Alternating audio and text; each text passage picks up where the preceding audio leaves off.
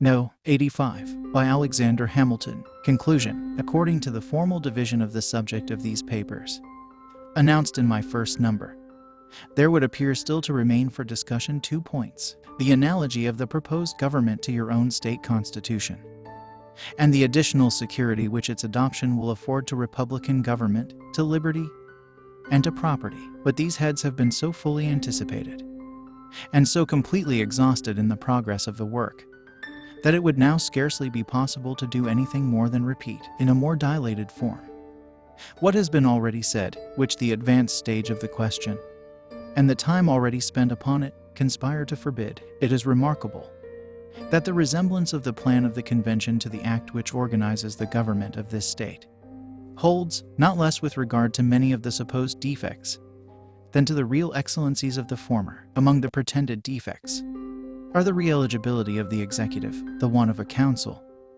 the omission of a formal Bill of Rights, the omission of a provision respecting the liberty of the press. These, and several others, which have been noted in the course of our inquiries, are as much chargeable on the existing constitution of this state as on the one proposed for the Union, and a man must have slender pretensions to consistency who can rail at the latter for imperfections which he finds no difficulty in excusing in the former. Nor indeed can there be a better proof of the insincerity and affectation of some of the zealous adversaries of the plan of the convention, who profess to be devoted admirers of the government of this state, than the fury with which they have attacked that plan, for matters in regard to which our own constitution is equally, or perhaps more vulnerable: the additional securities to republican government, to liberty, and to property, to be derived from the adoption of the plan, consist chiefly in the restraints which the preservation of the Union will impose upon local factions and insurrections, and upon the ambition of powerful individuals in single states, who might acquire credit and influence enough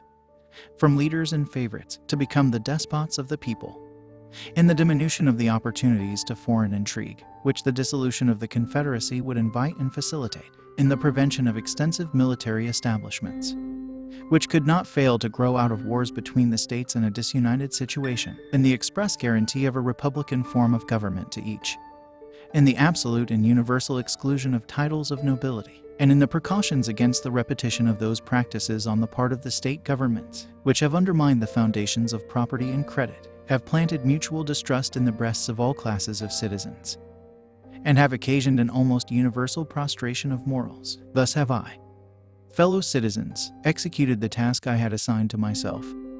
With what success your conduct must determine, I trust, at least, you will admit that I have not failed in the assurance I gave you respecting the spirit with which my endeavors should be conducted. I have addressed myself purely to your judgments, and have studiously avoided those asperities which are too apt to disgrace political disputants of all parties, and which have been not a little provoked by the language and conduct of the opponents of the Constitution. The charge of a conspiracy against the liberties of the people, which has been indiscriminately brought against the advocates of the plan, has something in it too wanton and too malignant not to excite the indignation of every man who feels in his own bosom a refutation of the calumny.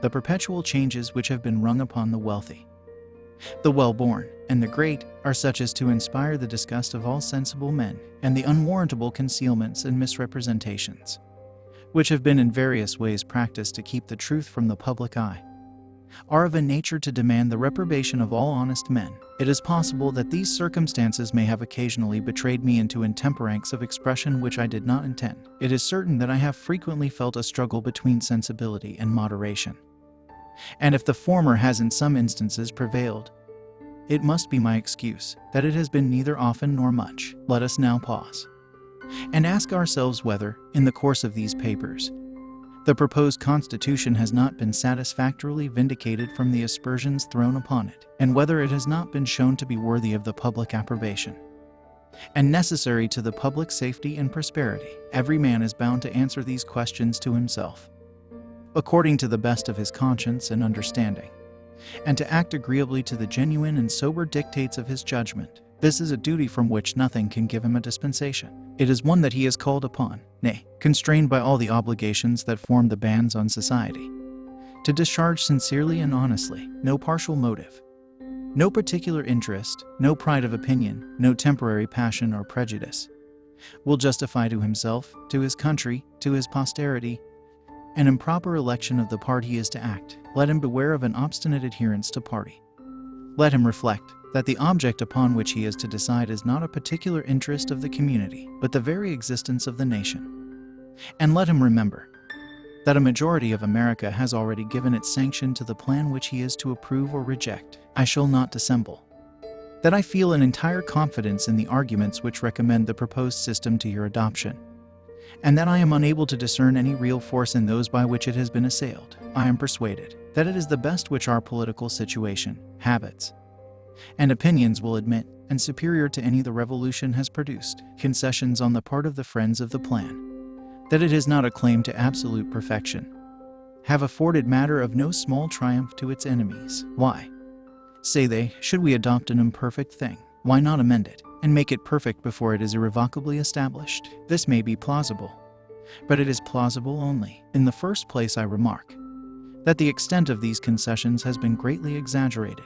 They have been stated as amounting to an admission that the plan is radically defective, and that, without material alterations, the rights and the interests of the community cannot be safely confided to it. This, as far as I have understood the meaning of those who make the concessions, is an entire perversion of their sense. No advocate of the measure can be found who will not declare as his sentiment that the system, though it may not be perfect in every part, is, upon the whole, a good one, is the best that the present views and circumstances of the country will permit, and is such a one as promises every species of security which a reasonable people can desire. I answer in the next place that I should esteem it the extreme of imprudence to prolong the precarious state of our national affairs, and to expose the Union to the jeopardy of successive experiments in the chimerical pursuit of a perfect plan. I never expect to see a perfect work from imperfect men. The result of the deliberations of all collective bodies must necessarily be a compound as well of the errors and prejudices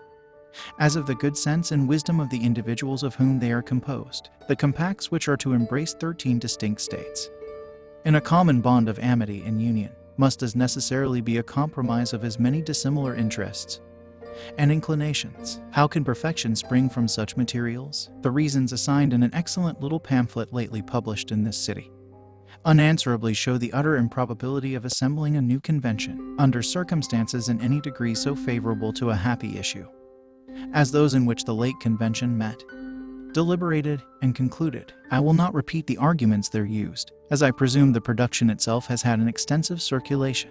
It is certainly well worth the perusal of every friend to his country. There is, however, one point of light in which the subject of amendments still remains to be considered, and in which it has not yet been exhibited. I cannot resolve to conclude without first taking a survey of it in this aspect. It appears to me susceptible of complete demonstration that it will be far more easy to obtain subsequent than previous amendments to the Constitution. The moment an alteration is made in the present plan, it becomes, to the purpose of adoption, a new one, and must undergo a new decision of each state to its complete establishment throughout the Union.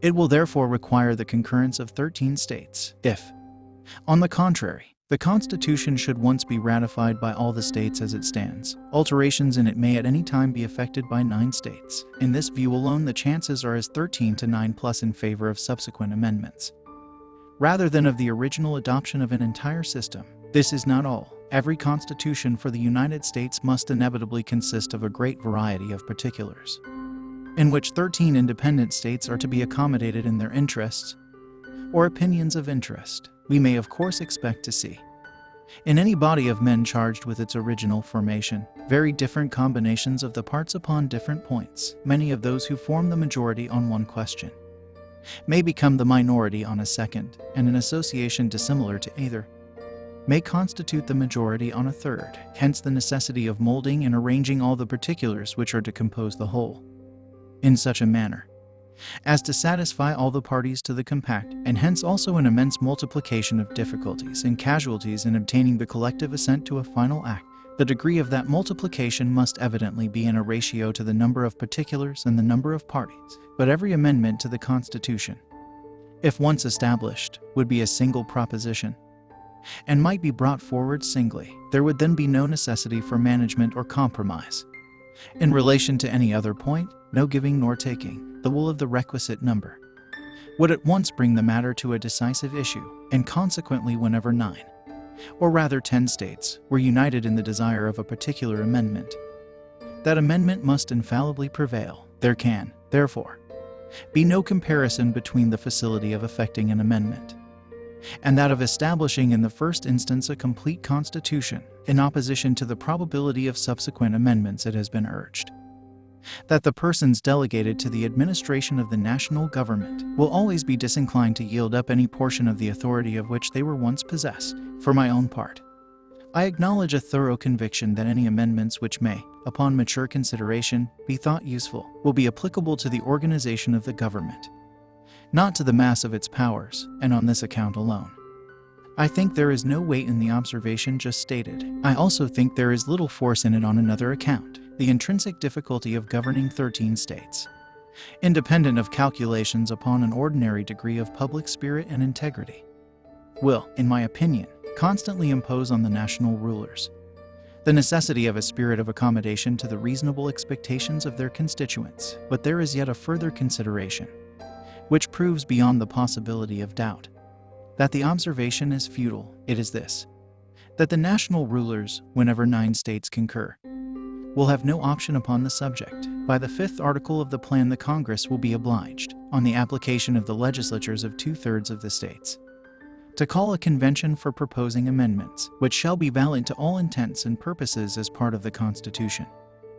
When ratified by the legislatures of 3/4 of the states or by conventions in 3/4 thereof, the words of this article are peremptory: the Congress shall call a convention. Nothing in this particular is left to discretion. Of consequence, all the declamation about the disinclination to a change vanishes in air, nor, however difficult it may be supposed to unite 2/3 or 3/4 of the state legislatures in amendments which may affect local interests, can there be any room to apprehend any such difficulty in a union on points which are merely relative to the general liberty or security of the people. We may safely rely on the disposition of the state legislatures to erect barriers against the encroachments of the national authority. If the foregoing argument be a fallacy, certain it is that I am myself deceived by it, for it is, in my conception, one of those rare instances in which a political truth can be brought to the test of mathematical demonstration. Those who see the matter in the same light, however zealous they may be for amendments, must agree in the propriety of a previous adoption as the most direct road to their object. The zeal for attempts to amend, prior to the establishment of the Constitution, must abate in every man who is ready to accede to the truth of the following observations of a writer, equally solid and ingenious, to balance a large state or society, whether monarchical or republican, on general laws, is a work of so great difficulty that no human genius, however comprehensive, is able by the mere dint of reason and reflection to effect it. The judgments of many must unite in the work. Experience must guide their labor.